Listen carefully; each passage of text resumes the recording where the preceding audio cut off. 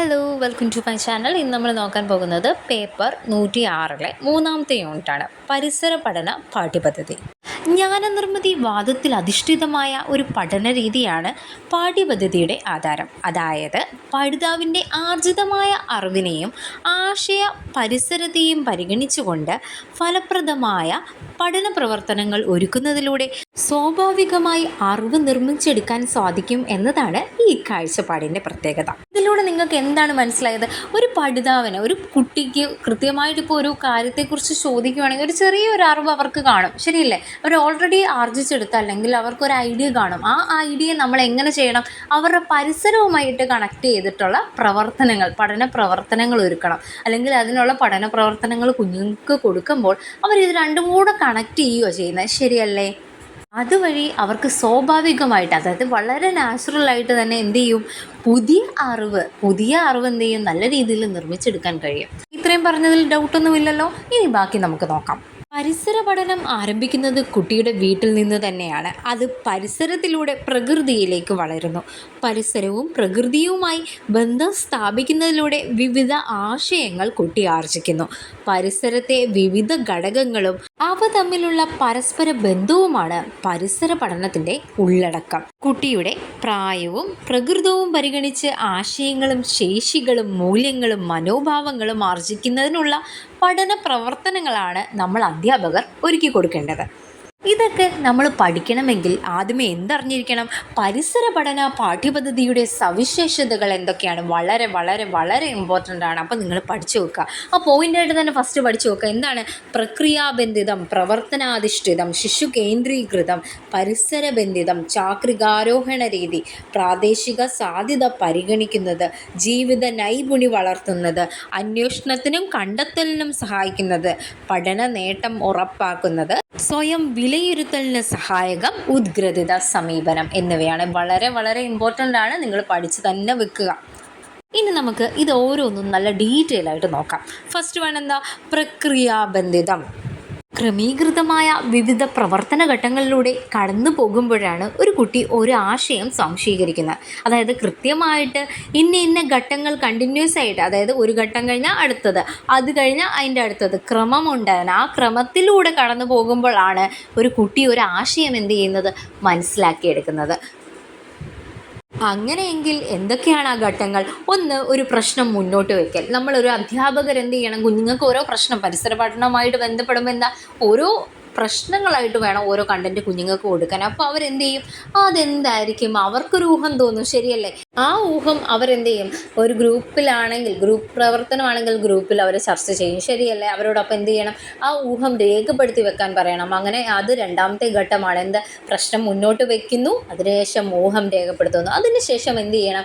അവരോട് വിവരം ശേഖരിക്കാൻ പറയാം. ഓക്കെ, നിങ്ങളുടെ ഊഹമൊക്കെ അവിടെ നമുക്ക് നിൽക്കട്ടെ, ചിലപ്പം ഇതായിരിക്കാം, ചിലപ്പം ഇതല്ലാതിരിക്കാം. അപ്പോൾ നിങ്ങൾ എന്ത് ചെയ്യണം? ഇതാണോ അല്ലയോ എന്ന് കണ്ടെത്താൻ എന്ത് ചെയ്യണം? അതിനെക്കുറിച്ച് കൂടുതൽ മനസ്സിലാക്കണം. അവിടെ എന്തവിടെ നടക്കണം? വിവരശേഖരണം നടക്കണം. അപ്പോൾ പല രീതിയിൽ അവരെന്ത് ചെയ്യും? വിവരങ്ങൾ ശേഖരിക്കാൻ തുടങ്ങുന്നു. മുതിർന്നവരോട് ചോദിക്കുന്നു, പുസ്തകങ്ങൾ വായിക്കുന്നു, TV പോലുള്ള മീഡിയാസൊക്കെ യൂസ് ചെയ്യുന്നു. അങ്ങനെ അവരെന്ത് ചെയ്യുന്നു? വിവരങ്ങൾ ശേഖരിക്കുന്നു. അതിനുശേഷം ഈ ശേഖരിച്ച വിവരങ്ങളെല്ലാം കൂടെ അവർ വിശകലനം ചെയ്യുന്നു. അതായത് ആ ശേഖരിച്ച വിവരങ്ങളെയൊക്കെ അവരൊന്ന് വിലയിരുത്തുന്നു, നന്നായിട്ട് പഠിക്കുന്നു. അതിനുശേഷം അവരെന്ത് ചെയ്യുന്നു? ഒരു നിഗമനത്തിൽ എത്തിച്ചേരുന്നു. ആ നിഗമനം എന്തായിരിക്കാം? ഒന്നെങ്കിൽ അവരുടെ ഊഹം ശരിയായിരിക്കാം, അല്ലെങ്കിൽ എന്ത് ചെയ്യുന്നു? ഊഹത്തെ തെറ്റാണെന്ന് മനസ്സിലാക്കി അവർ കാരണസഹിതം അവർക്ക് ആ ഊഹത്തെ തെറ്റാണെന്ന് പറയാൻ കഴിയുന്നു. അങ്ങനെ എന്ത് ചെയ്യുന്നു? അവർ കൃത്യമായിട്ടുള്ള നിഗമനത്തിലെത്തുന്നു. നിഗമനത്തിലെത്തിയതിനു ശേഷം അവർക്ക് അവിടെ എന്തായിരിക്കും ഉണ്ടായത്? ഒരു ആശയം അവർ ശരിക്കും രൂപീകരിക്കുകയായിരുന്നു ചെയ്തത്, ശരിയല്ലേ? അങ്ങനെ ഒരു ആശയം അവർ ഉണ്ടാക്കിയെടുത്തു. ആ ആശയമാണ് എന്തായിട്ട് മാറുന്നത്? അറിവായിട്ട് മാറുന്നത്. അങ്ങനെ എന്തായി? അറിവ് നിർമ്മാണം. അപ്പോൾ ഈ ഘട്ടങ്ങളൊന്ന് പറഞ്ഞു നോക്കിക്കേ. ഫസ്റ്റ് എന്തായിരുന്നു? പ്രശ്നം മുന്നോട്ട് വയ്ക്കൽ, ഊഹം രേഖപ്പെടുത്തൽ, വിവരശേഖരണം, വിവര വിശകലനം, നിഗമനത്തിലെത്തൽ, ആശയ രൂപീകരണം, അറിവ് നിർമ്മാണം. ഈ ഘട്ടങ്ങളൊന്നും നിങ്ങൾ മറന്നു പോകത്തില്ലല്ലോ. അതായത് ക്രമീകൃതമായ വിവിധ പ്രവർത്തന ഘട്ടങ്ങളാണ് എന്ത്?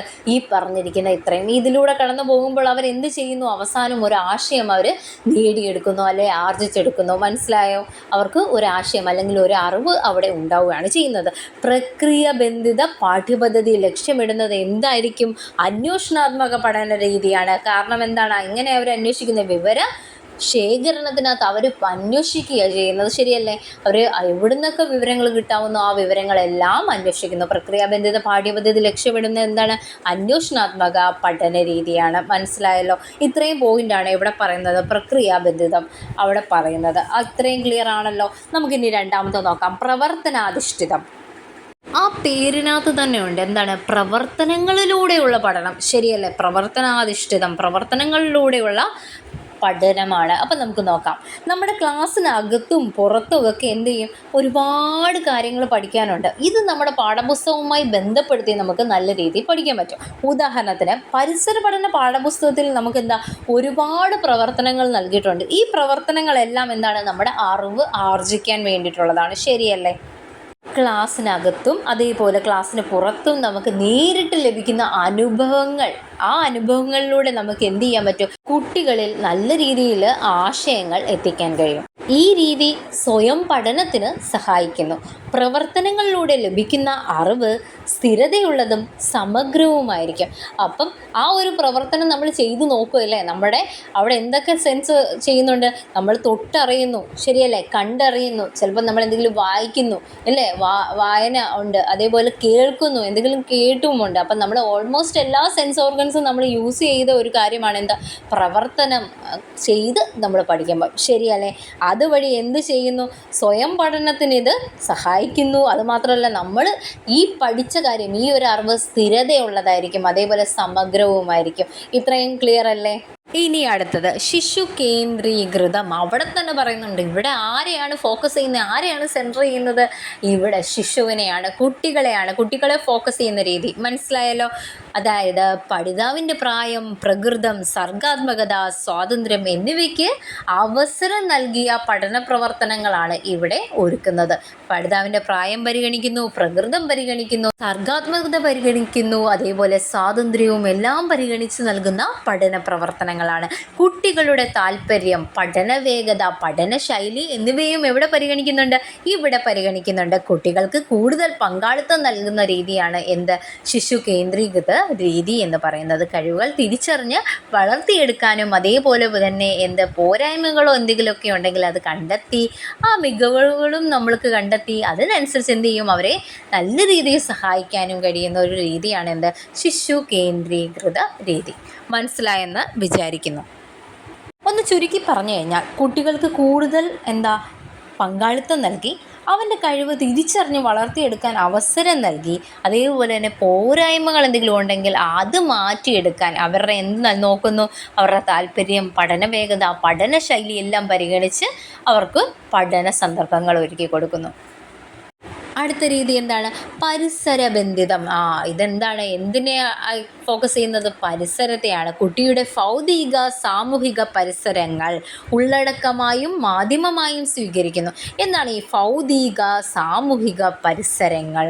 ഫസ്റ്റ് വൺ നോക്കാം. ഭൗതിക പരിസരം. അപ്പം തന്നെ ഭൗതികം എന്താണ് എന്നൊരു ഡൗട്ട് നിങ്ങൾക്ക് തോന്നും. എന്താണ് ഭൗതികം എന്ന് പറയുന്നത്? പ്രകൃതിയെ പറ്റിയിട്ടുള്ള ഒരു ശാസ്ത്രമാണ്. പ്രകൃതിയിൽ കാണപ്പെടുന്നതെല്ലാം ഒന്നെങ്കിൽ എന്ത് രൂപത്തിലായിരിക്കും? ദ്രവ്യരൂപത്തിൽ അല്ലെങ്കിൽ ഊർജ്ജ രൂപത്തിലാണ്. ശരിയല്ലേ?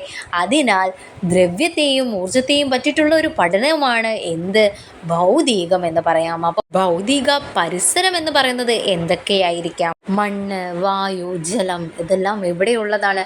ഭൗതിക പരിസരത്തിലുള്ളതാണ്. അങ്ങനെയെങ്കിൽ എന്തായിരിക്കും സാമൂഹിക പരിസരം? അതായത് ഒരു സമൂഹത്തിൻ്റെ വിശ്വാസങ്ങൾ, ആചാരങ്ങൾ, അനുഷ്ഠാനങ്ങൾ, പെരുമാറ്റങ്ങൾ എന്നിവയുടെ ഒരു ആകെത്തുകയെ നമുക്ക് എന്ത് പറയാം? സാമൂഹിക പരിസ്ഥിതി എന്ന് പറയാം. അപ്പോൾ സാമൂഹിക പരിസ്ഥിതി എന്താണ്? ഭൗതിക പരിസ്ഥിതി എന്താണെന്ന് നിങ്ങൾക്ക് കൃത്യമായിട്ട് മനസ്സിലായി കാണുമല്ലോ. നിങ്ങൾ വിചാരിക്കുന്നുണ്ടോ എന്തിനാണ് ഈ വലിച്ചു വാരി പറയുന്നതെന്ന്? നിങ്ങൾക്ക് കൃത്യമായിട്ട് ഇപ്പം ഭൗതിക അല്ലെങ്കിൽ സാമൂഹിക പരിസ്ഥിതി എന്താണെന്ന് അറിയത്തില്ലെങ്കിൽ വെറുതെ പഠിച്ചു വെച്ചിട്ട് പോയിട്ട് കാര്യമുണ്ടോ? ഇല്ല. കാര്യങ്ങൾ നല്ല രീതിയിൽ മനസ്സിലാക്കി തന്നെ നിങ്ങൾ പഠിച്ചു പോവുക. അപ്പം നിങ്ങളുടെ മൈൻഡിൽ അത് കൃത്യമായിട്ട് കിടക്കുകയും ചെയ്യും. അപ്പം നമ്മൾ എന്തായിരുന്നു പറഞ്ഞു വന്നത്? പരിസര ബന്ധിതം എന്ന് പറയുന്നത് കുട്ടിയുടെ ഭൗതിക സാമൂഹിക പരിസരങ്ങൾ ഉള്ളടക്കമായും മാധ്യമമായും സ്വീകരിക്കുന്നു എന്നാണ്. അപ്പം ഇതിനകത്ത് ഭൗതികവും സാമൂഹികമായിട്ടുള്ള പരിസരങ്ങൾ നിങ്ങൾക്ക് മനസ്സിലായി. ഇനി എന്താണ് നോക്കിക്കേ, പഠന വസ്തു പരിസരവുമായി ബന്ധപ്പെട്ട കാര്യങ്ങളായിരിക്കും. പഠിക്കാനുള്ളത് എന്തായിരിക്കും? പരിസരവുമായി ബന്ധപ്പെട്ട കാര്യങ്ങളായിരിക്കും നമ്മൾ എന്ത് ചെയ്യുന്നത്? പഠിക്കുന്നത്. പരിസരത്തോട് സംവദിക്കുന്നതും ഇടപെടുന്നതുമായിരിക്കും പഠനരീതി. പരിസര ബന്ധിതത്തിൻ്റെ മെയിൻ പോയിൻ്റാണത്. പരിസരത്തോട് സംവദിക്കുന്നതും ഇടപെടുന്നതുമായിരിക്കും എന്ത്? പഠനരീതി എന്ന് പറയുന്നത്. അടുത്തത് ചാക്രികാരോഹണ രീതി.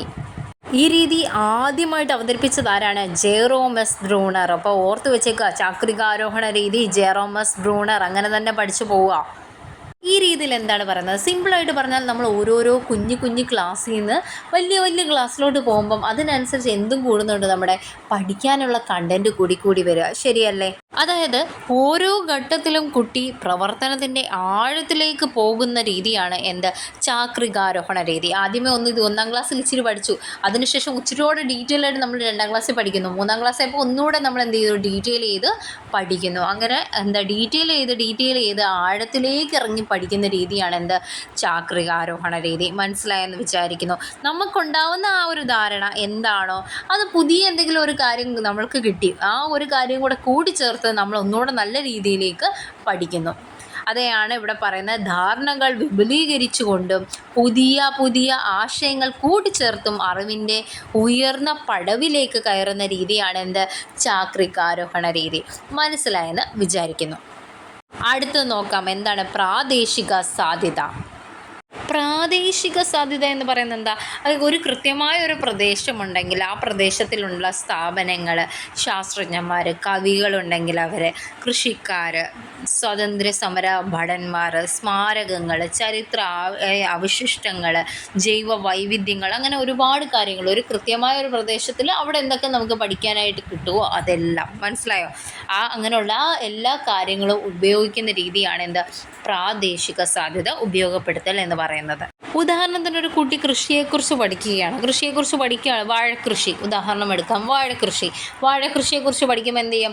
അടുത്ത് എന്തെങ്കിലും വാഴക്കൃഷി നടത്തുന്ന കർഷകരുണ്ടെങ്കിൽ അവിടെ പോയിട്ട് എന്ത് ചെയ്യാം? ഇവർക്ക് കാര്യങ്ങൾ ചോദിച്ച് മനസ്സിലാക്കാം. അതേപോലെ തന്നെ ലൈബ്രറി ഉണ്ടെങ്കിൽ ലൈബ്രറിയിൽ പോയിട്ട് എന്ത് ചെയ്യാം?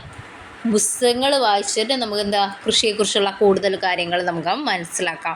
പിന്നെയും ഉണ്ടല്ലോ, നമുക്ക് എവിടെ നിന്നൊക്കെ വിവരം ശേഖരിക്കാൻ പറ്റും? അടുത്ത് കൃഷിഭവൻ, അങ്ങനെ ഓരോ കാര്യങ്ങളുണ്ടെങ്കിൽ അവിടെ നിന്ന് നമുക്ക് വിവരങ്ങൾ കിട്ടുന്നതായിരിക്കും. അതായത് കുഞ്ഞുങ്ങൾ എത്ര അറിവ് നേടിയെന്നല്ല, ഇവിടെ കുഞ്ഞുങ്ങൾ അതിന് വേണ്ടി ചെയ്യുന്ന ഓരോ കാര്യങ്ങൾക്കാണ് ഇവിടെ പ്രാധാന്യം കൊടുക്കുന്നത്. അതായത് കുട്ടി കടന്നു പോകുന്ന പ്രക്രിയകൾക്കാണ് ഇവിടെ പ്രാധാന്യം. ഈ ഒരു രീതി കൊണ്ടുള്ള ഗുണം എന്താ? നമ്മുടെ പ്രദേശത്തെക്കുറിച്ച് നമുക്ക് സ്വയം മനസ്സിലാക്കാൻ പറ്റും. നല്ല ആഴത്തിലുള്ള ഒരു അറിവ് നമുക്കവിടെ ലഭിക്കുന്നു. എൻ്റെ നാട്ടിൽ ഇന്ന കാര്യങ്ങളുണ്ട്, ഇന്ന കാര്യത്തിന് ഉപയോഗിക്കാം, എൻ്റെ നാട്ടിലെ സംസ്കാരങ്ങൾ ഇങ്ങനെയൊക്കെയാണ്. അങ്ങനെ ഓരോരോ കാര്യങ്ങളും ആര് നേടുന്നു? കുട്ടികൾ അറിവ് നേടുന്നു. മനസ്സിലായെന്ന് വിചാരിക്കുന്നു. അടുത്തത് എന്താണ്? ജീവിത നൈപുണ്യത്തെക്കുറിച്ച് ഓൾറെഡി നിങ്ങൾ പഠിച്ചതാണ്. എവിടെ? സൈക്കോളജിയിൽ. ശരിയല്ലേ? നിങ്ങൾ ഈ 1-ാമത്തെ സെമസ്റ്ററിൽ തന്നെ നിങ്ങൾക്ക് ഒരു സൈക്കോളജിയിൽ ഇമ്പോർട്ടൻറ്റ് ടോപ്പിക്കാണ് എന്താ? ജീവിത നൈപുണ്യം. അപ്പോൾ നിങ്ങൾ ഇതിനകത്ത് പഠിക്കേണ്ട ആവശ്യമുണ്ടോ? ഓൾറെഡി നിങ്ങൾ എക്സാമിന് വേണ്ടി ജീവിത നൈപുണികൾ ഏതെല്ലാം എന്ന് പഠിച്ചു വെക്കുന്നുണ്ട്. ശരിയല്ലേ? അപ്പം ആ കാര്യങ്ങൾ പഠിച്ച് കൃത്യമായിട്ട് വായിച്ച് മനസ്സിലാക്കി നോക്കുക. ജീവിത നൈപുണികളുടെ പോഷണം പാഠ്യപദ്ധതി എന്ത് ചെയ്യുന്നു? ലക്ഷ്യമിടുന്നു. അപ്പോൾ ജീവിത നൈപുണ്യം ആര് ലക്ഷ്യമിടുന്നു? പരിസര പഠന പാഠ്യപദ്ധതി ലക്ഷ്യമിടുന്നു. അതിൻ്റെ ഒരു പോഷണം. മനസ്സിലായോ? അടുത്ത പോയിന്റ് നോക്കാം. ഉദ്ഗ്രഥിതം എന്ന് വെച്ചാൽ എന്താണ്? പല വിഷയങ്ങളെ നമ്മൾ ഒരുമിച്ച് ഒറ്റ വിഷയമായിട്ട് നമ്മൾ പഠിക്കുന്നു. അതെന്ത് ചെയ്യും? കുഞ്ഞ് ചുറ്റുപാടുമായി ബന്ധിപ്പിച്ച് ഓരോരോ ആശയങ്ങൾ കൃത്യമായിട്ട് ഇന്ന വിഷയമെന്നല്ല, ഒറ്റ വിഷയമായിട്ട് ആശയങ്ങൾ കംപ്ലീറ്റ് ആയിട്ട് എന്ത് ചെയ്യുന്നു? മനസ്സിലാക്കുന്നു. ഈ രീതിയുടെ പ്രത്യേകത എന്താണ്? അറിവിൻ്റെ സമഗ്രതയാണ്. മാത്രമല്ല ബഹുമുഖ ബുദ്ധിയുടെ വികസനവും നടക്കുന്നുണ്ട്. അപ്പം നമ്മളിപ്പോൾ പറഞ്ഞു നിർത്തിയത് എന്തൊക്കെയാണ്? പരിസര പഠന പാഠ്യപദ്ധതിയുടെ സവിശേഷതകളാണ്. പ്രക്രിയാബന്ധിതം, പ്രവർത്തനാധിഷ്ഠിതം, ശിശു കേന്ദ്രീകൃതം, പരിസരബന്ധിതം, ചാക്രികാരോഹണ രീതി, പ്രാദേശിക സാധ്യത, ജീവിത നൈപുണി, ഉദ്ഗ്രഥിതം. ഇവിടെ നിങ്ങൾ ശ്രദ്ധിച്ചോ എന്ന് എനിക്കറിയില്ല, 2-3 പോയിൻ്റ് ഇവിടെ ഡീറ്റെയിൽ ചെയ്തിട്ടില്ല. ഏതൊക്കെയാണ് അവിടെ ഡീറ്റെയിൽ ചെയ്യാത്ത പോയിൻ്റുകൾ? ഒന്ന്, അന്വേഷണത്തിനും കണ്ടെത്തലിനും സഹായിക്കുന്നത്. അന്വേഷണത്തിനും കണ്ടെത്തലിനും സഹായിക്കുന്നത് എന്ത്? വിവരശേഖരണം. അങ്ങനെയാണ് നമ്മൾ എന്ത് ചെയ്യുന്നത്? പരിസര പഠന പാഠ്യപദ്ധതിയിലുള്ള ഓരോ കാര്യങ്ങളും നമ്മൾ പഠിക്കുന്ന ഓരോ പഠന പ്രവർത്തനങ്ങളിലൂടെയല്ലേ. അപ്പോൾ അത് പ്രത്യേകിച്ച് ഡീറ്റെയിൽ ചെയ്യേണ്ട ആവശ്യമില്ല. പിന്നെ രണ്ടാമത്തെ എന്താണ്? പഠന നേട്ടം ഉറപ്പാക്കുന്നത്. എന്താണോ നമ്മൾ പഠിക്കേണ്ടത്, അതിനകത്തുനിന്ന് എന്ത് കാര്യമാണ് നമ്മൾ നേടിയെടുക്കേണ്ടത്, അത് നേടിയെടുക്കും എന്ന് ഉറപ്പാക്കുന്ന പ്രവർത്തനങ്ങളാണ് ഇവിടെ നൽകുന്നത് പരിസര പഠന പാഠ്യപദ്ധതി ലക്ഷ്യമിടുന്നത്, ആ പരിസര പഠന പുസ്തകത്തിനകത്ത് നൽകുന്നത്. മനസ്സിലായോ? അടുത്തത് എന്താണ്? സ്വയം വിലയിരുത്തലിന് സഹായകം. അവിടെ നമ്മൾ എന്ത് ചെയ്യും? നമ്മൾ സ്വയം വിലയിരുത്തും. ഞാൻ എന്തൊക്കെ മനസ്സിലാക്കി, എന്തെല്ലാം കാര്യങ്ങൾ ചെയ്തു, അങ്ങനെ ഓരോ പ്രവർത്തനങ്ങൾ ഇന്ന കാര്യങ്ങൾ ചെയ്യാൻ അവർ ക്വസ്റ്റ്യനായിട്ട് തരുമ്പോൾ, ആ പുസ്തകത്തിൽ ഒരു പ്രവർത്തനം തരുമ്പോൾ ആ പ്രവർത്തനം നമ്മൾ കണ്ടുപിടിക്കുമ്പോൾ എന്താണ്? നമുക്ക് സ്വന്തമായിട്ട് ഓരോരോ കാര്യങ്ങൾ വിലയിരുത്താൻ പറ്റും. മനസ്സിലായോ? ഇനി നമുക്ക് അടുത്തത് നോക്കാം. പരിസര പഠന പാഠ്യപദ്ധതി സമീപനം. നമ്മളിപ്പോൾ പറഞ്ഞ എന്താ? പരിസര പഠന പാഠ്യപദ്ധതി സവിശേഷതകളാണ്. അടുത്ത നമ്മൾ പറയാൻ പോകുന്നത് പരിസര പഠന പാഠ്യപദ്ധതി സമീപനമാണ്. നിത്യജീവിതത്തിലെ പ്രശ്നങ്ങൾ യുക്തിബോധത്തോടെ വിശകലനം ചെയ്യാനും പരിഹരിക്കാനും തീരുമാനങ്ങൾ എടുക്കാനുമുള്ള ശേഷി നേടലാണ് എന്ത്? പരിസര പഠനത്തിലൂടെ ലക്ഷ്യമിടുന്നത്. ഒരു വിഷയത്തെ കേവലം അറിവിൻ്റെ തലത്തിൽ നിന്നുകൊണ്ട് വിശകലനം നടത്തിയാൽ മതിയാവില്ല. അവയുടെ വിവിധ പരിസ്ഥിതി ഘടകങ്ങളുമായി ബന്ധപ്പെടുത്തി പരിസര ബന്ധം വിശകലനം ചെയ്ത് മനസ്സിലാക്കേണ്ട കാര്യമുണ്ട്. അതായത് ഒരു വിഷയത്തിനെ നാനാവിധത്തിൽ എന്ത് ചെയ്യണം? മനസ്സിലാക്കേണ്ട കാര്യം, അല്ലെങ്കിൽ പഠിക്കണം. മനസ്സിലായോ? ഒരു പ്രശ്നത്തിൻ്റെ അല്ലെങ്കിൽ ഒരു വിഷയത്തിൻ്റെ വിവിധ വശങ്ങളെ കുട്ടിയുടെ പ്രകൃതവും നിലവാരവും പരിഗണിച്ച് പഠന പ്രവർത്തനങ്ങളാക്കി പാഠ്യപദ്ധതി സവിശേഷതകൾ ഉൾക്കൊണ്ട് കുട്ടിയുടെ മുന്നിൽ അവതരിപ്പിക്കുകയും പഠന നേട്ടങ്ങൾ നേടുന്നതിന് സഹായിക്കുകയും ചെയ്യുന്ന സമീപനമാണ് എന്ത്? പരിസര പഠനത്തിൽ അവലംബിക്കുന്നത്. അതായത് കുഞ്ഞിൻ്റെ പ്രായവും പ്രകൃതവും ഒക്കെ മനസ്സിലാക്കിയിട്ട് വേണം എന്ത് ചെയ്യാൻ? പഠന പ്രവർത്തനങ്ങൾ നൽകാൻ. അത് ഇങ്ങനെയുള്ള നിലവാരത്തിലുള്ള പഠന പ്രവർത്തനങ്ങളാണ്. കുഞ്ഞിൻ്റെ ആ ഒരു പ്രായത്തിൽ എന്തെല്ലാം കാര്യങ്ങൾ കുഞ്ഞിന് അറിയേണ്ടതുണ്ട്, അതെല്ലാം ഇൻക്ലൂഡ് ചെയ്തിട്ടുള്ള പഠന പ്രവർത്തനം. മനസ്സിലായോ? പ്രശ്നത്തിൻ്റെ വ്യാപ്തി ഓരോ ക്ലാസ്സിനും വ്യത്യസ്ത നിലവാരത്തിലായിരിക്കും. എത്രത്തോളം വ്യാപ്തി വേണമെന്ന് പരിസര പുസ്തകവും പഠന നേട്ടവും പരിഗണിച്ച് നമുക്ക് തീരുമാനിക്കാവുന്നതാണ്. മനുഷ്യനും സമൂഹവും മനുഷ്യനും പ്രകൃതിയും തമ്മിലുമുള്ള പാരസ്പര്യം നമ്മൾ കണ്ടെത്തുന്ന രീതിയിലായിരിക്കണം എന്ത്? പരിസര പഠനം എന്ന് പറയുന്നത്. ഈ ലക്ഷ്യം നേടണമെങ്കിൽ എന്ത് ചെയ്യണം? ഉള്ളടക്കത്തിനും പ്രക്രിയയ്ക്കുമപ്പുറം ചില മേഖലകൾ കൂടി നമ്മൾ എന്ത് ചെയ്യണം? പരിസര പഠനത്തിൽ പരിഗണിക്കേണ്ട കാര്യമുണ്ട്. ഏതൊക്കെയാണ്? ഒന്ന്, വിജ്ഞാന മേഖല, പ്രക്രിയാ മേഖല, സർഗാത്മക മേഖല, മനോഭാവ മേഖല, പ്രയോഗ മേഖല തുടങ്ങിയവ കാര്യങ്ങളാണ്. അപ്പം നമുക്കിനി ഓരോന്നും ഡീറ്റെയിൽ ആയിട്ട് നോക്കാം. ആദ്യത്തെ എന്താണ്? വിജ്ഞാന മേഖല. ഇവിടെ തന്നെ ഉണ്ട് വിജ്ഞാനം, അറിവ്, ഇല്ലേ? ഈ അറിവ് എന്ന് പറയുമ്പോൾ നമ്മൾ എന്തിനെക്കുറിച്ചാണ് അറിയേണ്ടത്? പരിസ്ഥിതിയെക്കുറിച്ച്. പരിസ്ഥിതി പഠനമാണ് അവിടെ നടക്കേണ്ടത്. ആ പരിസ്ഥിതി പഠനം എന്ന് പറയുമ്പോൾ പരിസ്ഥിതി എന്തൊക്കെയാണ് അതിനകത്ത് വരുന്നത്? സാമൂഹിക ചുറ്റുപാട് വരും, പ്രപഞ്ച പ്രതിഭാസങ്ങൾ വരും, അവ തമ്മിൽ എന്തെങ്കിലും ബന്ധമുണ്ടെങ്കിൽ അത്, അതിൻ്റെ വിശദീകരണങ്ങൾ. മനസ്സിലായോ?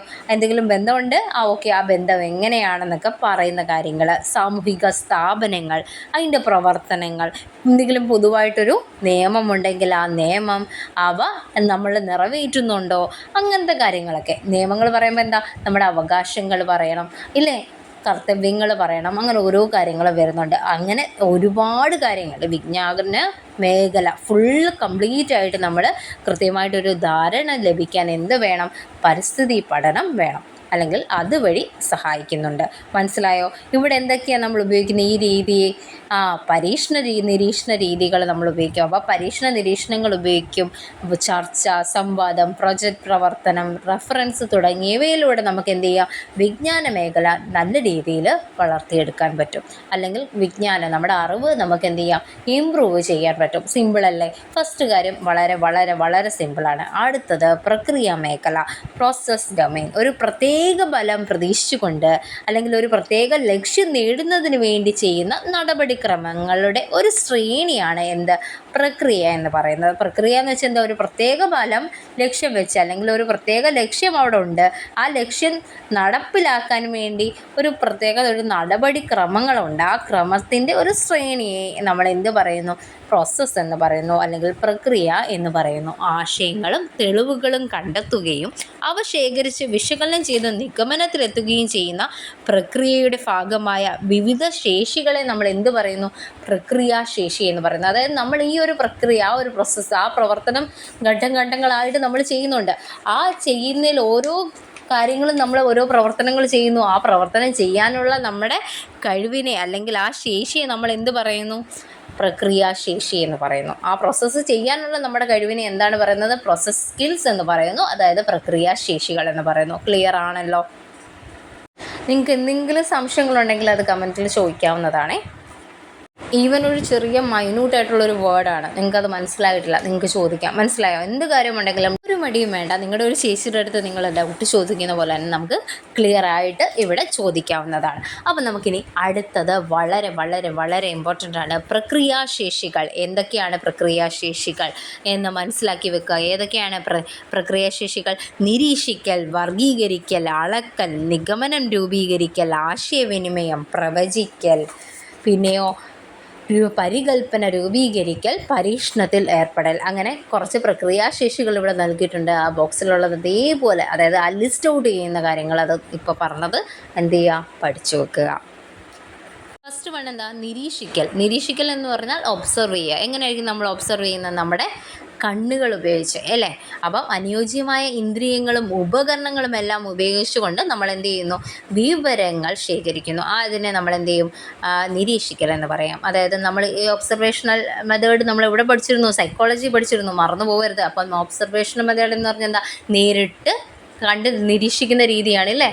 അപ്പം യഥാക്രമം നേരിട്ട് കണ്ട് നിരീക്ഷിക്കുന്നു. ഒന്നെങ്കിൽ അതിനെ ഡയറക്റ്റ് ആയിട്ടും അല്ലെങ്കിൽ ഇൻഡയറക്റ്റ് ആയിട്ടും നമുക്ക് നിരീക്ഷിക്കാം. ഡയറക്റ്റ് എന്ന് പറയുമ്പോൾ എന്താ, അവരുടെ കൂടെ നിന്ന് നിരീക്ഷിക്കുന്നു. ഇൻഡയറക്റ്റ് എന്ന് പറയുമ്പോൾ എന്താ, അവരുടെ അടുത്ത് നിന്ന് മാറി അല്ലെങ്കിൽ അവരറിയാതെ നിരീക്ഷിക്കുന്ന രീതി. അതിനുവേണ്ടി നമ്മൾ എന്തൊക്കെ ഉപയോഗിക്കുന്നുണ്ട്, CCTV ഉപയോഗിക്കുന്നുണ്ട്.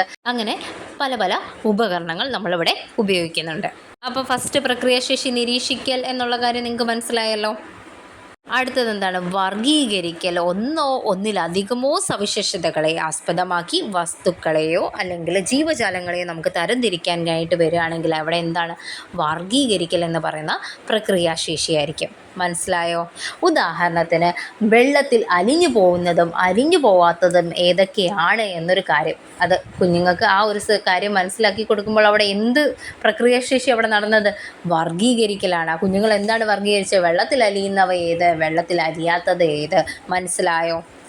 അല്ലെങ്കിൽ വെള്ളത്തിൽ മുങ്ങിക്കിടക്കുന്നവ അല്ലെങ്കിൽ പൊന്തിക്കിടക്കുന്നവ എന്ന് പറഞ്ഞ് രണ്ട് രീതിയിൽ അവിടെയും എന്ത് വന്നു, വർഗീകരിക്കലാണ് വന്നത്. ഇതിനെ നമ്മൾ ക്ലാസിഫൈ ചെയ്തു. വെള്ളത്തിൽ പൊങ്ങിക്കിടക്കുന്ന ഏതെല്ലാം ഐറ്റംസ്, മുങ്ങിക്കിടക്കുന്ന ഐറ്റംസ് ഏതൊക്കെയാണെന്ന് എന്ത് ചെയ്തു, ക്ലാസിഫൈ ചെയ്യാൻ പറ്റും. സിമ്പിൾ അല്ലേ? അടുത്ത പ്രക്രിയാശേഷി എന്താണ്, അളക്കൽ. ഇവിടെ എന്താ ചെയ്യുന്നത്, ചരങ്ങളെ സംഖ്യാരൂപത്തിൽ രേഖപ്പെടുത്തുക. എങ്ങനെ അളക്കാം, നമുക്ക് അളവ് ഉപകരണങ്ങൾ ഉപയോഗിച്ച് നമുക്ക് അളക്കാൻ പറ്റും. എന്തൊക്കെയായിരിക്കും അളക്കുന്നത്, നീളം, ഭാരം, ചുറ്റളവ്, അങ്ങനെ ഓരോ കാര്യങ്ങളും നമുക്ക് അളന്ന് തിട്ടപ്പെടുത്താവുന്ന കാര്യങ്ങളാണ്. ശരിയല്ലേ?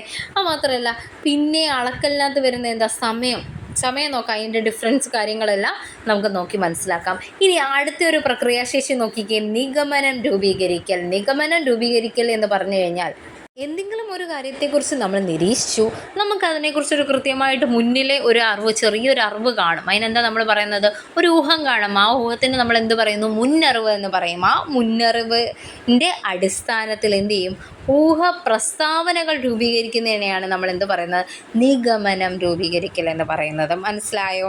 അടുത്ത പ്രക്രിയാശേഷി എന്താണ്, ആശയവിനിമയം ചെയ്യൽ. അവിടെ എന്താ ആശയവിനിമയം എന്ന് പറഞ്ഞാൽ എന്താ, നിരീക്ഷണങ്ങൾ, അളവുകൾ, നിഗമനങ്ങൾ, പരീക്ഷണങ്ങൾ എന്നിവ പലതരത്തിൽ രേഖപ്പെടുത്തുന്ന രീതിയെ നമ്മൾ എന്ത് പറയും, ആശയവിനിമയം എന്ന് പറയും.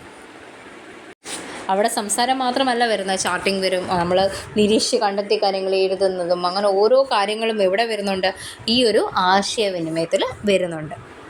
ലിഖിതമായിട്ട് ചിത്രരൂപങ്ങളിൽ പട്ടികകൾ, ഗ്രാഫുകൾ, അങ്ങനെ ഓരോ രീതിയിൽ നമുക്ക് എന്ത് ചെയ്യാം, വിവരവിനിമയം ചെയ്യാവുന്നതാണ്. അപ്പോൾ ഇനി അടുത്തത് പ്രക്രിയാശേഷി ഏതാണ്? പ്രവചിക്കൽ. പ്രവചിക്കൽ എന്ന് പറയുന്നത് എന്തെങ്കിലും ഒരു കൃത്യമായിട്ട് നമുക്ക് കിട്ടിയിട്ടുള്ള വിവരങ്ങളുടെ അടിസ്ഥാനത്തിൽ നമ്മൾ എന്ത് ചെയ്യും, അഡ്വാൻസ് ആയിട്ട് അടുത്തത് എന്തായിരിക്കും എന്ന് നമുക്ക് ഊഹിച്ച് പറയാൻ പറ്റും. അതിനെയാണ് എന്ത് പറയുന്നത്? പ്രവചിക്കൽ എന്ന് പറയുന്നത്. മനസ്സിലായോ? അടുത്തത് എന്താണ്? പരികൽപ്പന രൂപീകരിക്കൽ. അതായത് പരീക്ഷണത്തെ നയിക്കാനായി ഒരു പ്രസ്താവന നമ്മൾ രൂപീകരിക്കുന്നതിനെയാണ് എന്ത് പറയുന്നത്? പരികൽപ്പന രൂപീകരിക്കൽ എന്ന് പറയുന്നത്. അടുത്ത പ്രക്രിയാശേഷി നോക്കിക്കേ. പരീക്ഷണത്തിലേർപ്പെടൽ. മറ്റു ചരങ്ങളെ സ്ഥിരമായി നിലനിർത്തിക്കൊണ്ട് ഒരു ചരത്തെ മാറ്റി അതുവഴി മറ്റു ചരങ്ങൾക്കുണ്ടാകുന്ന മാറ്റങ്ങൾ കണ്ടെത്തുന്ന രീതിയാണ് എന്ത്? പരീക്ഷണത്തിലേർപ്പെടൽ. ഇതിലൂടെ നമുക്ക് എന്ത് ചെയ്യും, ഓരോരോ കാര്യങ്ങൾ കണ്ടുപിടിക്കാൻ പറ്റും. ഉദാഹരണത്തിന് ഓരോ പരീക്ഷണങ്ങൾ നമുക്ക് ചെയ്യാം. വിത്ത് മുളപ്പിക്കൽ, അങ്ങനെ ഓരോ പ്രവർത്തനം വരുമ്പോൾ അതിൽ നിന്ന് നമുക്ക് അതൊരു പരീക്ഷണമായിട്ട് എഴുതാവുന്നതാണ്. അപ്പം ഇത്രയും പ്രക്രിയാശേഷികൾ നിങ്ങൾക്ക് ക്ലിയർ അല്ലേ? ആ പ്രക്രിയാശേഷികൾ ഏതൊക്കെയാണെന്ന് പഠിച്ചു വെക്കണേ, മറന്നു പോവല്ലേ. ഫസ്റ്റ് സെമ്മിൽ നിങ്ങളിതെല്ലാം പഠിച്ചു പോകുന്നത് നല്ലതാണ്. ഇനി നിങ്ങൾക്ക് തേർഡ് സെമ്മ് ഫോർത്ത് സെമ്മൊക്കെ വരുമ്പോഴത്തേക്ക് പ്രക്രിയാശേഷികൾ എഴുതേണ്ടി വരും. അപ്പോൾ നിങ്ങൾക്ക് എന്തായാലും ഈ ശേഷികൾ പഠിച്ചു വെക്കുന്നത് എന്തുകൊണ്ടും നല്ലത് തന്നെയാണ്. അപ്പോൾ ഇനി അടുത്തത് സർഗാത്മക മേഖല എന്താണെന്ന് നോക്കാം. കുട്ടിയുടെ സർഗാത്മക ചിന്തയെയും ഭാവനയും വളർത്താൻ കഴിയുന്ന സമീപനമാണ് നാം അവലംബിക്കേണ്ട കാര്യങ്ങൾ. ഇനി ഈ ഒരു മേഖലയിൽ നമ്മൾ കുറച്ച് ശേഷികൾ പരിഗണിക്കേണ്ടതായിട്ടുണ്ട്. ഒന്നെന്താണ്? മനോചിത്രങ്ങൾ രൂപീകരിക്കൽ. അടുത്തത് പരീക്ഷണങ്ങൾ രൂപകൽപ്പന ചെയ്യൽ. വസ്തുക്കളെയും ആശയങ്ങളെയും പുതിയ രീതിയിൽ ബന്ധിപ്പിക്കൽ. വസ്തുക്കൾക്ക് സാധാരണമല്ലാത്ത അല്ലെങ്കിൽ ബദൽ ഉപയോഗങ്ങൾ കണ്ടെത്തൽ. പ്രശ്നങ്ങൾക്കും പ്രഹേളികൾക്കും അതായത് പസിൽസിനും ഉത്തരം കണ്ടെത്തൽ. ഭ്രമകൽപ്പനകൾ രൂപീകരിക്കൽ, അതായത് ഫാൻറ്റസൈസിങ് ചെയ്യുക എന്ന് പറയും. ഉപകരണങ്ങളും യന്ത്രങ്ങളും ഡിസൈൻ ചെയ്യൽ. സ്വപ്നം കാണൽ, വേറിട്ട ചിന്തകൾ. ഇതെല്ലാം എന്ത് ശേഷികളാണ്? സർഗാത്മക മേഖലയിലെ ശേഷികളാണ്. ക്രിയേറ്റിവിറ്റി ഡൊമൈനാണ്. മനസ്സിലായോ? അതിനകത്ത് വരുന്ന കാര്യങ്ങളാണ്. അപ്പോൾ അതത്രയും നോട്ട് ചെയ്ത് വെക്കുക. ഈ പറഞ്ഞതെല്ലാം വളരെ വളരെ സിമ്പിളായത് കൊണ്ടാണ് ഞാനത് അത്രയും ഡീറ്റെയിൽ ചെയ്ത് പോകാതെ. എന്തെങ്കിലും നിങ്ങൾക്ക് ഡൗട്ട് ഉണ്ടെങ്കിൽ എന്തായാലും കമൻറ്റ് ബോക്സിൽ ചോദിക്കാം. അപ്പോൾ ഞാൻ എന്തായാലും ഡീറ്റെയിൽ ചെയ്യുന്നതായിരിക്കും. അടുത്ത മേഖല നോക്കിക്കേ, മനോഭാവ മേഖല. ഇവിടെ എന്താണ്? മനോഭാവങ്ങൾ, മൂല്യങ്ങൾ, തീരുമാനമെടുക്കൽ തുടങ്ങിയ മേഖലകളിലെ ശേഷി വികസനം സംബന്ധിച്ച പ്രശ്നത്തെ പരിസര പഠനം കൂടുതൽ ആഴത്തിൽ പരിശോധിച്ച് നിലപാടെടുക്കേണ്ടതുണ്ട്. അതുകൊണ്ട് തന്നെ ഈ മേഖലയിൽ ഉൾപ്പെടേണ്ട ഘടകങ്ങൾ ഏതൊക്കെയാണ്?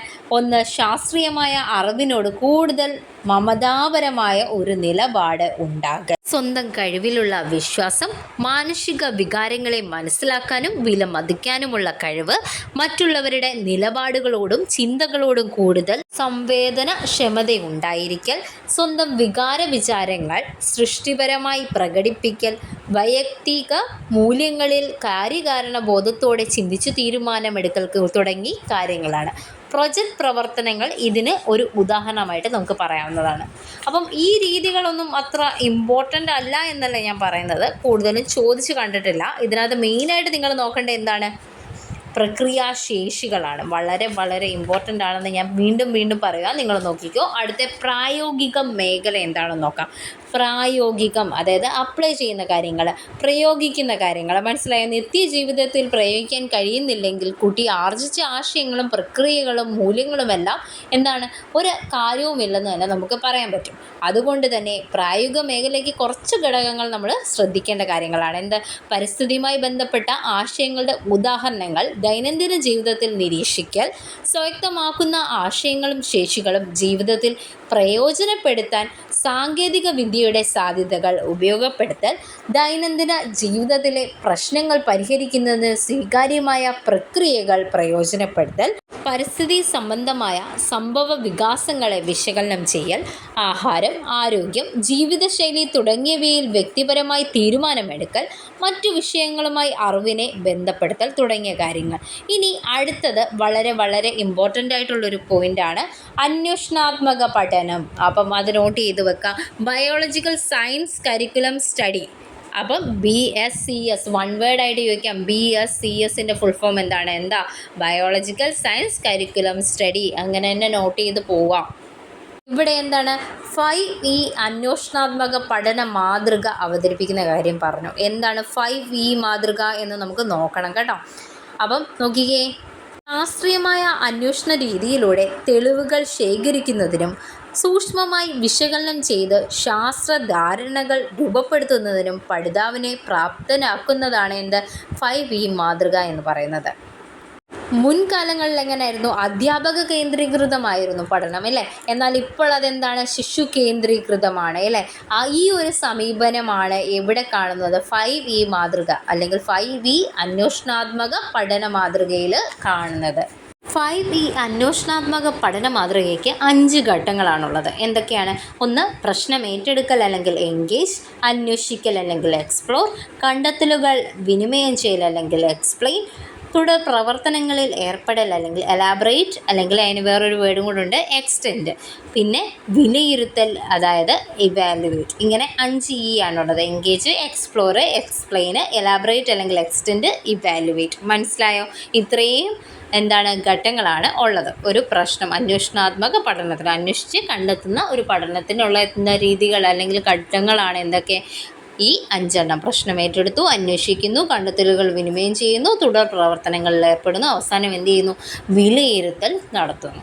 അപ്പം ഇനി ഓരോ കാര്യവും നമുക്ക് ഡീറ്റെയിൽ ആയിട്ട് നോക്കാം. ഫസ്റ്റ് വൺ, പ്രശ്നം ഏറ്റെടുക്കൽ. അതായത് കുട്ടി നിത്യജീവിതത്തിൽ അനുഭവിക്കുന്ന കാര്യങ്ങൾ, എന്തെങ്കിലും ഒരു പ്രശ്നം എന്ത് ചെയ്യുന്നു, അല്ലെങ്കിൽ ആ കാര്യങ്ങളുമായി ബന്ധപ്പെടുത്തി ഒരു പ്രശ്നം കുഞ്ഞിന് കൊടുക്കുന്നു. അതൊരു സംഭവമാകാം, അല്ലെങ്കിൽ ഒരു സന്ദർഭത്തിലൂടെയാവാം, അതും അല്ലെങ്കിൽ ഒരു വസ്തുവിനെക്കുറിച്ചോ എന്തുമായിക്കോട്ടെ, ആ ഒരു കാര്യം എന്തായിട്ട് കുഞ്ഞിന് ഒരു പ്രശ്നമായിട്ട് കൊടുക്കുന്നു. അപ്പോൾ എന്ത് ചെയ്യും? കുഞ്ഞിൻ്റെ മാനസികമായിട്ട് കുഞ്ഞവിടെ ശ്രദ്ധിക്കും. ശരിയല്ലേ? ഇപ്പോൾ പ്രശ്നമായിട്ട് കൊടുത്തിരിക്കുന്ന കാര്യം കുഞ്ഞിന് അറിയത്തില്ല. കുഞ്ഞിൻ്റെ നിലവിലുള്ള അറിവ് കൊണ്ട് കുഞ്ഞിന് ആ ഒരു പ്രശ്നം പരിഹരിക്കാൻ പറ്റില്ല. അപ്പോൾ കുഞ്ഞ് എന്ത് ചെയ്യും? അവിടെ കുഞ്ഞിൻ്റെ മൈൻഡ് എന്താവുന്നുണ്ട്? ഡിസ്റ്റർബ് ആവുന്നുണ്ട്. കുട്ടി അവിടെ നിലവിലുള്ള ധാരണ തെറ്റാണെങ്കിൽ ആ തെറ്റാണെന്ന് കണ്ടുപിടിക്കണം. മനസ്സിലായോ?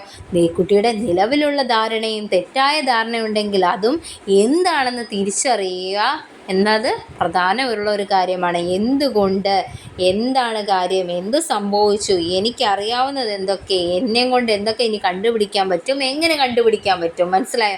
ആ ഒരു പ്രശ്നം എങ്ങനെ പരിഹരിക്കാം, ഇങ്ങനെയൊക്കെയുള്ള ഒരുപാട് കാര്യങ്ങൾ കുഞ്ഞുങ്ങളുടെ മൈൻഡിൽ കൂടെ പോകും. അങ്ങനെ എന്ത് ചെയ്യും? കുഞ്ഞുങ്ങൾ അവസാനം എവിടോട്ടെത്തും? ഈ ഒരു പ്രശ്നം കണ്ടെത്താൻ തുടങ്ങും. അതിനു വേണ്ടി അന്വേഷിക്കാൻ ഏർപ്പെടും. അപ്പം പ്രശ്നം ഏറ്റെടുത്ത് കഴിഞ്ഞ് ഇനി അടുത്ത എന്താണ്? അന്വേഷണത്തിൽ വരും. ഇവിടെ എന്താണ്? വിഷയത്തെക്കുറിച്ച് അന്വേഷണപരമായ കണ്ടെത്തലുകൾ നടത്തുന്നതിനുള്ള അവസരം എവിടെയാണ് ലഭിക്കുന്നത്? ഈ അന്വേഷിക്കൽ എന്ന ഘട്ടത്തിലാണ് ലഭിക്കുന്നത്. മനസ്സിലായോ? അന്വേഷണ പ്രവർത്തനങ്ങൾ കുഞ്ഞുങ്ങൾ രൂപകൽപ്പന ചെയ്യും. ഏതൊക്കെ രീതിയിൽ എനിക്ക് അന്വേഷിക്കാം? ഓക്കെ, മുതിർന്നവരോട് ചോദിക്കാം, സീനിയർ ചേച്ചിമാരോടോ ചേട്ടന്മാരോടോ ചോദിക്കാം, വീട്ടിൽ അച്ഛനോടും അമ്മയോടും ചോദിക്കാം, പത്രങ്ങളിൽ നോക്കാം, മാഗസീൻ നോക്കാം, TV നോക്കാം. മനസ്സിലായോ?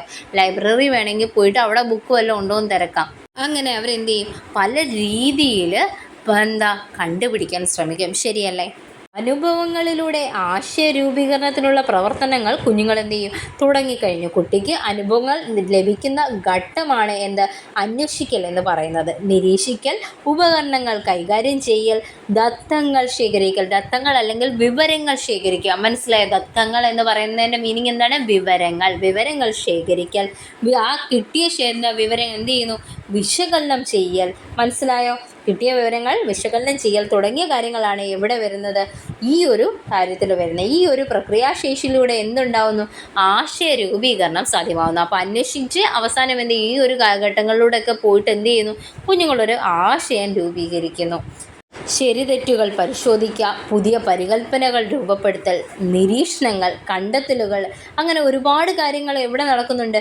ഈ അന്വേഷണത്തിൽ നടക്കുന്നുണ്ട്. അതെല്ലാം കഴിഞ്ഞ് എന്ത് ചെയ്തു? മൂന്നാമത്തെ രീതിയിൽ അല്ലെങ്കിൽ മൂന്നാമത്തെ ഘട്ടത്തിലേക്ക് വരുന്നു. എന്താണ്? കണ്ടെത്തലുകൾ വിനിമയം ചെയ്യൽ. അപ്പോൾ കണ്ടെത്തിയ കാര്യങ്ങൾ എന്ത് ചെയ്യുന്നു?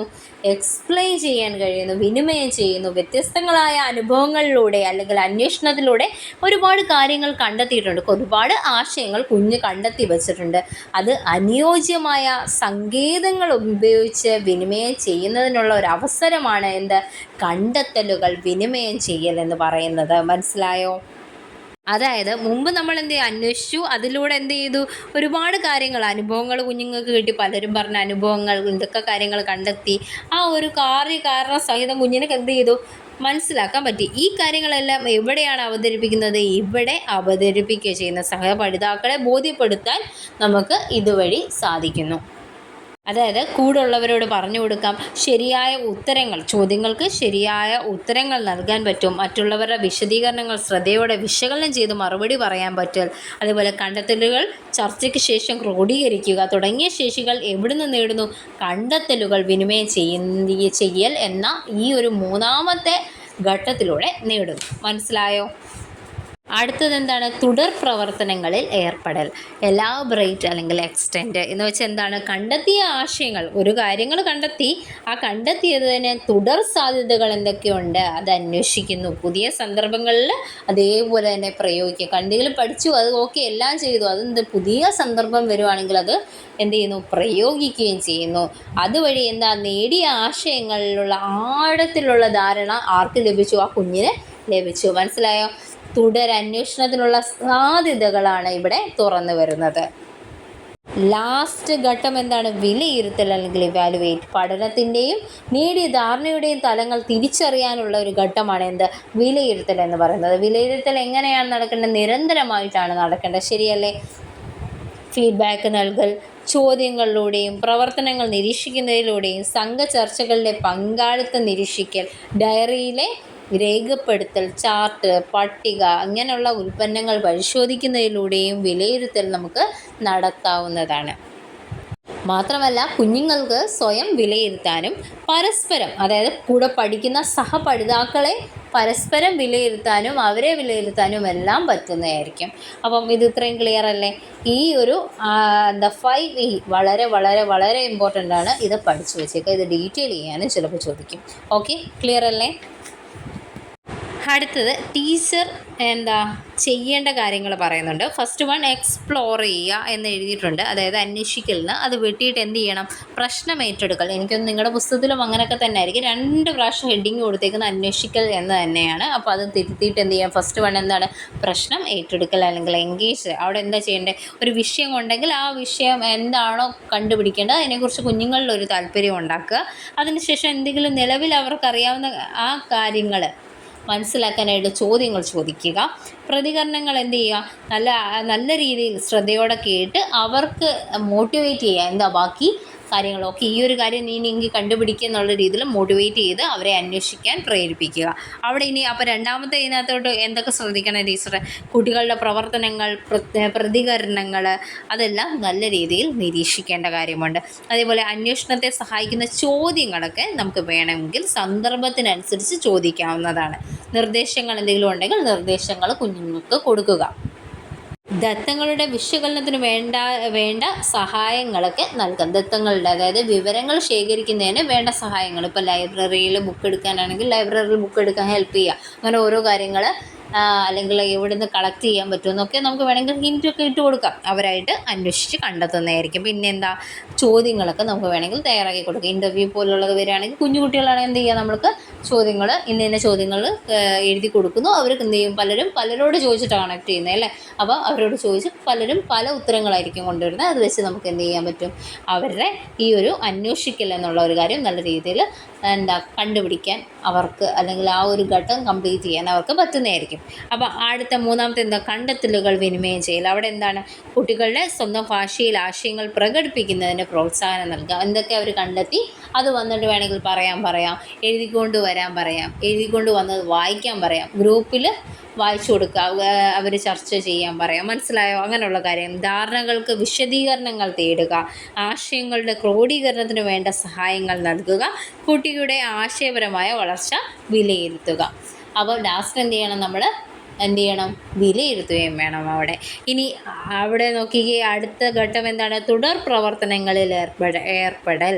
അവിടെ നേരത്തെ അവതരിപ്പിച്ച ആശയങ്ങളുടെ അല്ലെങ്കിൽ നിഗമനങ്ങളുടെ പ്രയോഗം നിരീക്ഷിച്ചു എന്ത് ചെയ്യും, പ്രവർത്തനങ്ങളെ പ്രോത്സാഹിപ്പിക്കുകയാണ് ഇവിടെ വേണ്ടത്. ഇനി ലാസ്റ്റ് വിലയിരുത്തൽ. രൂപപ്പെട്ട ആശയങ്ങളുടെ പ്രയോഗങ്ങൾ നിരീക്ഷിച്ച് ധാരണകളും ശേഷികളും വിലയിരുത്താവുന്നതാണ്. അതേപോലെ ഓൾറെഡി അവർക്കൊരു മുന്നറിവുണ്ടായിരുന്നു. അതിനകത്ത് എന്തെങ്കിലുമൊക്കെ മാറ്റം വന്നിട്ടുണ്ടോ? ഓക്കെ, അതിന് എന്തൊക്കെ കാര്യങ്ങളാണ്, അങ്ങനെയുള്ള ഓരോ കാര്യങ്ങളും നമുക്ക് ഇവിടെ കണ്ടുപിടിക്കാവുന്നതാണ്. കുട്ടികളുടെ പ്രവർത്തനങ്ങളെ സ്വയം വിലയിരുത്തുന്നതിനുള്ള ഒരു മാർഗ്ഗങ്ങളും നമുക്ക് നൽകാവുന്നതാണ്. ഇനി ഇവിടെ ഒരു വിശകലന ഫോർമാറ്റ് കിടപ്പുണ്ട്. ആ വിശകലന ഫോർമാറ്റ് നിങ്ങൾ ഓൾറെഡി എഴുതി കംപ്ലീറ്റ് ചെയ്ത് കാണും, അല്ലെങ്കിൽ ഒന്ന് നോട്ട് ചെയ്ത് വെച്ചേക്കുക. ഇനി പിന്നീടായാലും ആവശ്യം വരുന്നതാണ് കേട്ടോ.